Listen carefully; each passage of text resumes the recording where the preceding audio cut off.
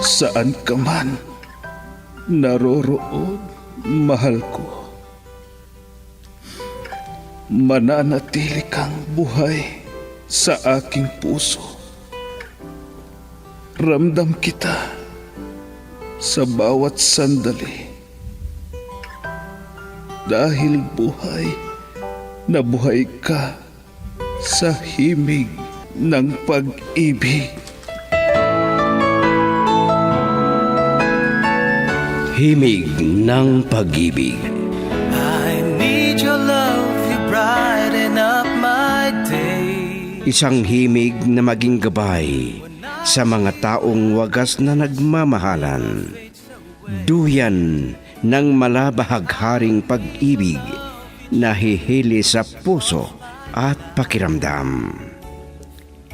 Himig ng pag-ibig. Isang dula na kung saan iikot ang iba't ibang kwento na inyong mapapakinggan mula Lunes hanggang Sabado. Sa pluma at direksyon ni Luvimin Aquino. Dito sa Lovelet Artist and Talent Center Drama Productions, handog sa inyo ng #1 and most trusted radio network in the country, Bumbo Radio Philippines. Basta Radio. Bumbo.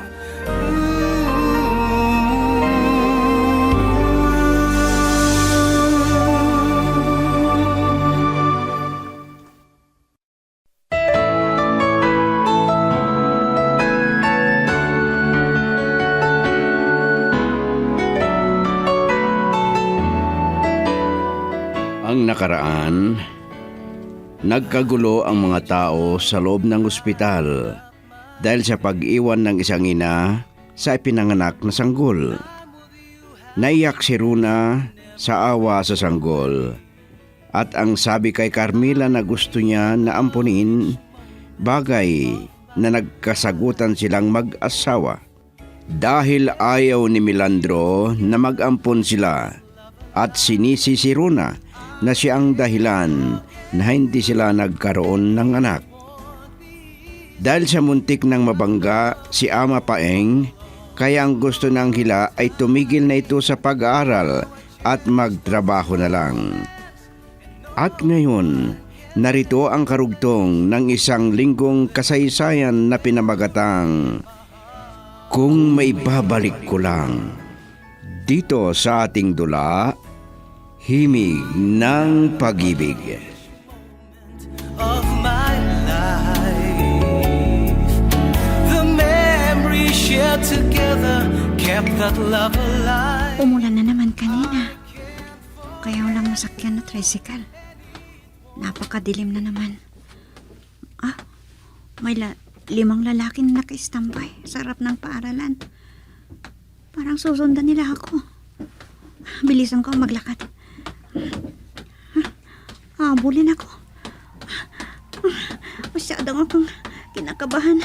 Diyos ko, ilayo po ninyo ako sa kapahamakan. Napakabilis. May sasakyan na darating.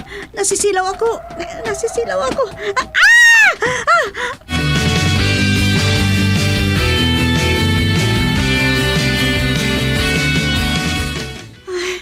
Ligtas ka na. Nakalayo na ang mga lalaki. Sino ba yon? Salamat sa inyo, sir. Hindi ko po sila kakilala. Siguro, mga standby sa harap ng aming paaralan. Mabuti na lang nagkataon na dumaan ako rito at nakita ko sila. Na parang hinahabol ka. Kaya sinadya kong banggain sana. Pero nakaiwas at tumakbo sila. Mabutit hindi sila lumaban sa inyo, sir. Ang iba kasi may mga armas na baril. May ilan na ngang napabalita na itinapon ang bangkay sa malapit sa paaralan. Dapat may magpatrulyang pulis dito. Bakit ba naglalakad ka? Kasi po, dahil siguro umulan kaya wala nang tricycle na nakaparada sa harap ng paaralan. O sige, saan ka ba nakatira? Ihatid na kita.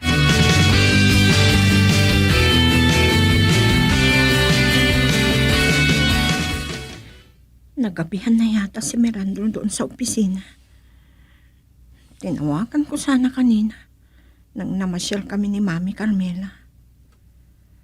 Hindi bale. At bukas pa ng gabi ang duty ko sa ospital. Nasasaktan ako sa ginagawa ni Mirandro sa akin. Masama ang loob niya na hindi ko mabigyan ng anak. O kaya, gusto niya akong iwasan dahil ayaw niyang mag-ampon kami. Tawagan ko nga si Mami Carmela para hindi ako naiinip na naghihintay sa asawa ko. Baka kung ano pang sumiksik sa isipan ko. Hello, Runa. Oh, may problema na naman? Gusto ko lang na may makausap dahil wala pa si Mirandro. Oh, talagang masipag ang asawa mo. Sa pakiramdam ko, parang hindi ako importante sa kanya, Mami Carmela. Dahil hindi ko siya mabigyan ng anak. Oh, iyak ka na naman. Hindi ko lang mapigilan ang nararamdaman ko. Dahil alam kong masasaktan si Mirandro na siya ang may diferensya kung bakit hindi kami magkaroon ng anak.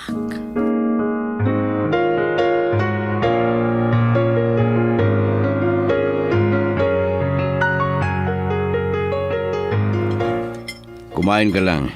Huwag ka nang mahiya. Kakain muna tayo bago kita ihatid. Iniisip ko lang kasi ang lolo ko. Baka masyado nang nag-aalala yun. Hindi bali, ihatid kita doon sa bahay niyo. At ako nang magpaliwanag sa lolo mo. Ang lolo mo na lang ba ang kasama mo? Opo, sir. Bata pa ako nung namatay ng inay ko. Naawa ako sa lolo ko. Kaya gusto ko sanang tumigil na sa pag-aaral at magtrabaho na lang. Paano ng pag-aaral mo? Kahit titigil muna ako, sir. Kung makaipon ako, ituloy ko ng pag-aaral.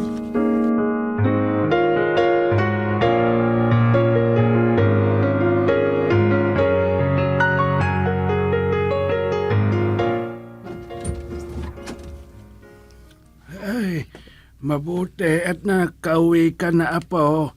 Nag-aalala na ako. Akala ko kung ano na ang nangyari sa'yo. Mahirap sumakay, lolo. Mabuti na lang dumaan si Sir Mirandro. Ay, maraming salamat sa inyo, sir. Walang anuman. Sandali lang. Parang nakikilala ko kayo. Oo, kayo pala, Mang Paeng. Maalala pa ninyo ako? Ha? Ay, oo, parang nakilala ko ang boses mo. Oo nga. Kayo nga. Pasensya na kayo at hindi ko kayo agad nakilala, sir. Ha? Ibig lang sabihin, Tignan mo nga naman ano. Talagang maliit ang mundo. Oo, Anghela. Ako ang muntik na nakabangga kay Mang Paeng noon. Sige, mamasyal ka doon sa opisina at pag-usapan natin ang problema mo. Girl, I need you. I need your love.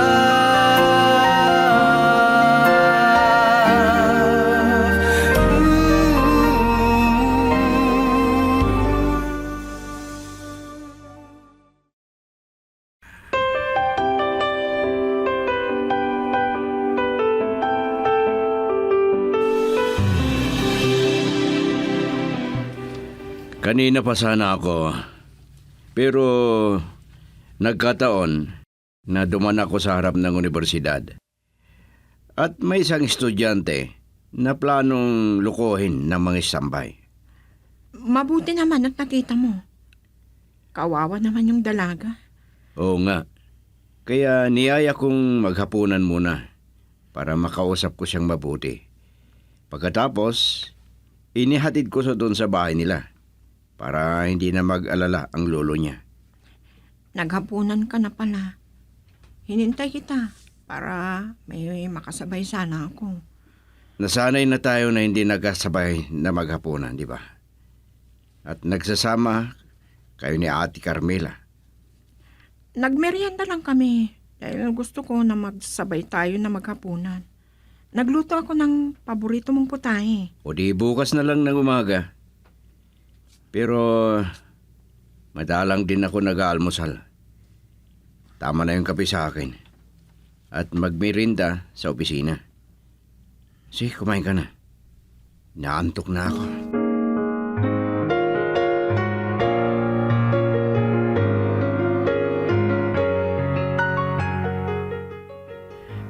Parang hindi ko malanok itong kinakain ko. Parang nakakaawa ang kalagayan ko. Ito bang kabayaran ng lahat? Pero, tao lang ako na hindi ko kayang hawakan ang mga nangyayari. Nadala ako at naging mahina sa tukso. Pero pagkatapos, ay nagsisisi ako sa lahat. Akala ko, natagpuan ko ng lalaking bagay sa akin. Pero bakit kailangan ba na ganito ang parusa ko? Diyos ko, nakikiusap ako sa inyo. Kung kagustuhan ninyo na magkaroon kami ng anak, ipinapangako ko na magiging mabuti akong asawa.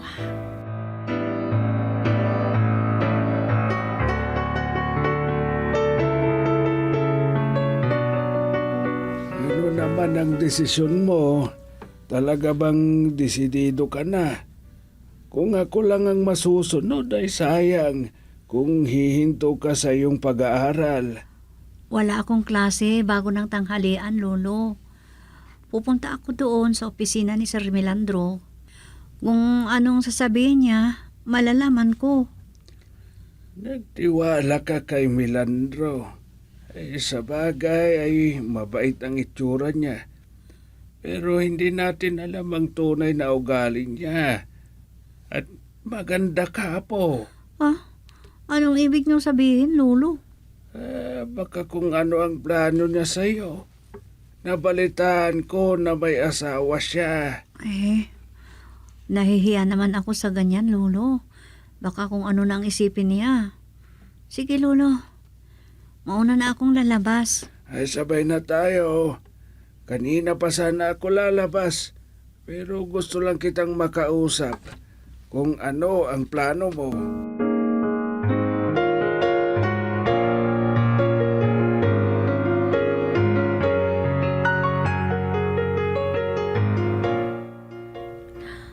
Mabuti na lang at nagkataon na wala akong bisita.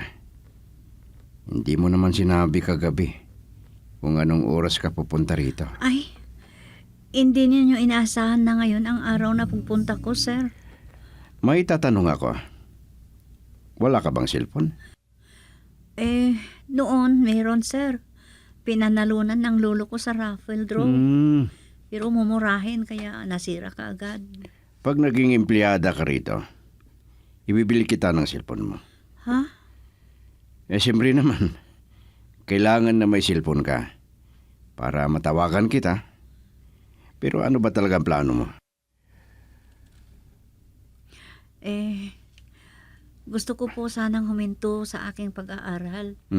Pero sayang daw, sabi ni Lolo, kung titigil ako. Tama siya. Kung kaya mo rin, pagsabayin mo ang pagtrabaho habang nag-aaral ka. Pwede naman po, sir. Magtrabaho ako sa araw at sa gabi ako mag-aral. Mahirapan ka niyan. Pagod at puyat ang kalaban mo. Kailangan kong magtiis, sir.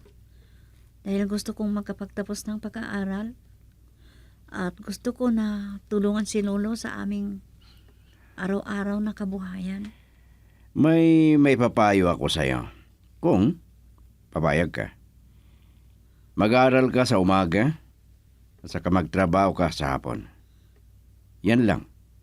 Matatagal bago ka makatapos. Ay, hindi bali sir. Basta hindi mahirapan si Lolo. Pero sabihin ko muna sa kanya. Girl, I need you. I need your love.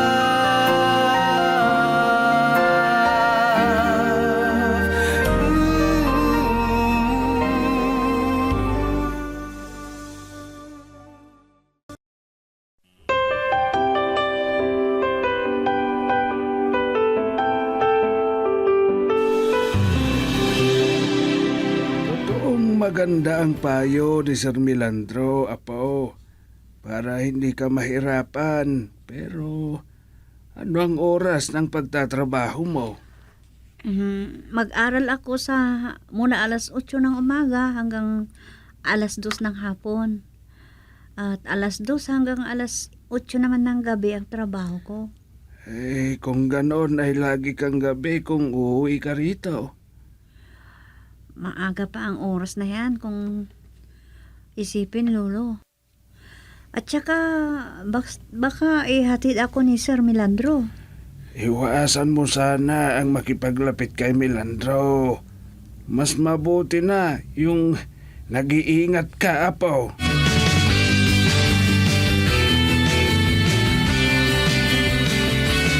Kauwi ko lang. Maaga kong lumabas sa opisina.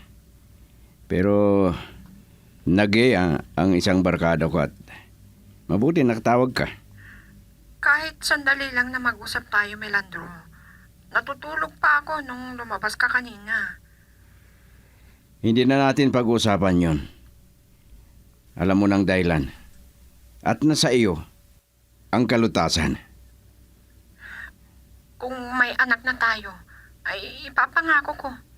Lahat ng pag-aalaga ay ibibigay ko sa inyo. Di ba ikaw ang nagsabi na malabo na mabubuntis ka? Sige. Oras na para check upin ko ang mga pasyente.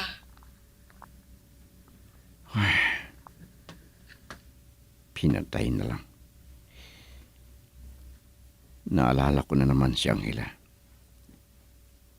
Maama ang mukha niya. Inosente. Hindi ko maintindihan ang nadarama kong ito para sa kanya. Kung maaga akong nag-asawa noon, baka magkaedad na si Angela at panganay ko.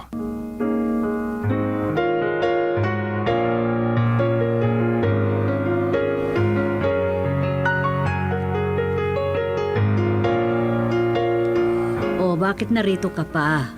Hindi ba kanina dapat nakauwi ka na?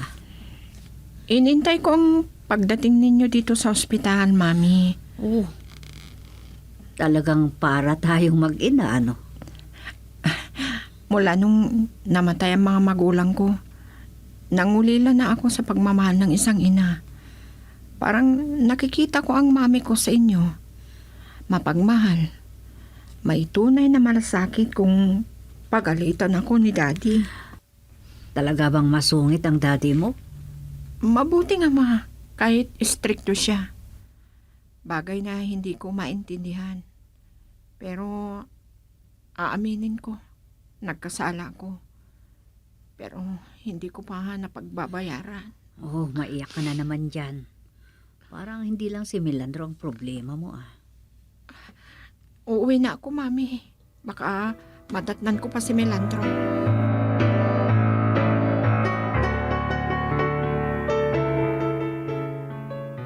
Diba? Kanina ka pa sana nakauwi. Mag-alas 7 na. Mabuti at nadatnan mo pa ako rito sa bahay. Hinintay ko pa kasi si Mami Carmela. Parang may importanteng pinag-usapan kayo ng matandang nurse na yon. Huwag naman sanang ganyan ang pagsasalita mo kay Mami. Parang isang ina ang turing ko sa kanya. Maintindihan mo sana. Nangungulila ako sa ina. At nangunguli rin ako sa anak. Lagi mo na lang sinasabi yan sa akin. Oh, bakit ka iyak? Para matapos ng problema na ito, payagan mo ako na magkaroon ng anak sa ibang babae. Ha? Kaya mong gawin yan? Hindi mo alam kung anong nararamdaman ko. Iwanan na lang kita.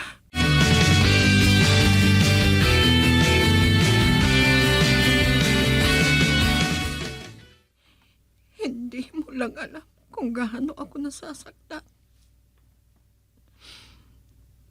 Ilang beses mo nang sinabi sa akin. Hindi ko mapigilan ang pagdaloy ng luha ko. Kailan ba magtatapos ang pagturusa kong ito? Diyos ko, ulit-ulitin ko ang paghingi ng tawad sa inyo.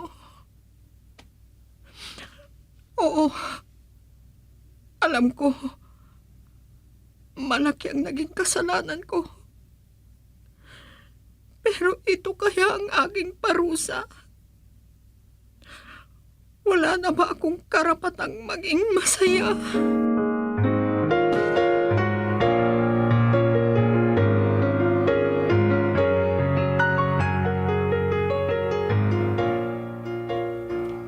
Matagal na kaming nagsasama ng asawa ko, Angela. Pero hanggang ngayon, wala pa kaming anak. Ay, sayang ano, sir. Masayang-masaya sana kayo kung may anak na kayo. Yan ang matagal ko nang namimiss, Angela. Kahit isa lang sana ang maibigay ni Rona na anak. Ah, Rona pala ang pangalan ng misis ninyo.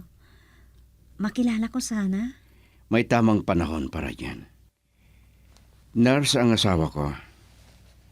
Gabi ang duty niya sa ospital. Ang araw niya ay gabi. Mahirap din ang nurse, sir. Pero siguro sanay na kayo. Hindi sana dapat nasabihin ko ito sa'yo. Dahil bata ka pa. Ay, hindi na ako minor de edad, sir.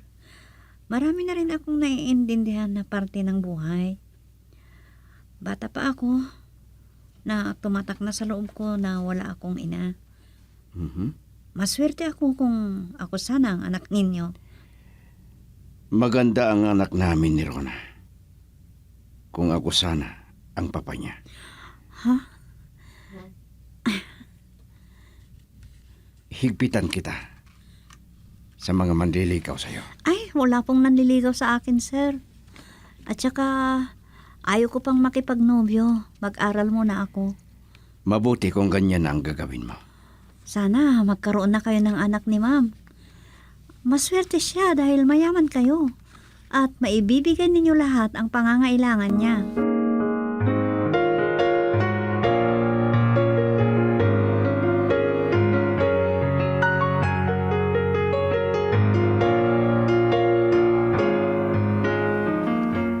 Nalulungkot yata kayo, Lolo.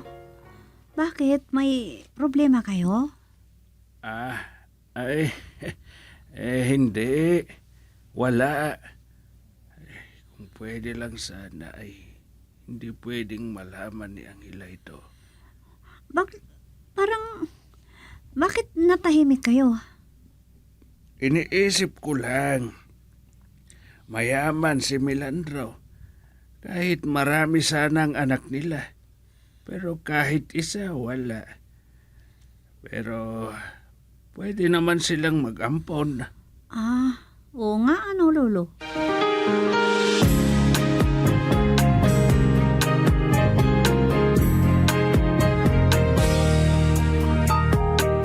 Ito na ang araw na.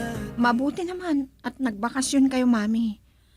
Talagang gusto ko kayong makausap. Oh, ano na naman ang problema ninyo ni Melandro? Lagi ba kayong nag-aaway o kaya sinasaktan ka ba? Hindi niya ako sinasaktan. Pero napakasakit. Akalain ninyo, sinabi niya na naman kaninang umaga. Napayagan ko na magkaroon ng anak sa ibang babae. Ano? Nawalan na ba siya ng delikadesa? Parang wala siyang pinag-aralan sa kanyang sinabi sa'yo. Hindi na niya inisip ang damdamin mo. Mami, may iba akong sasabihin sa inyo. Hindi ko na kayang ilihim pa. Pero natatakot ako na malaman ni Melandro ito. At baka ito ang sisira sa aming pagsasama. Girl, I need you. I need your love.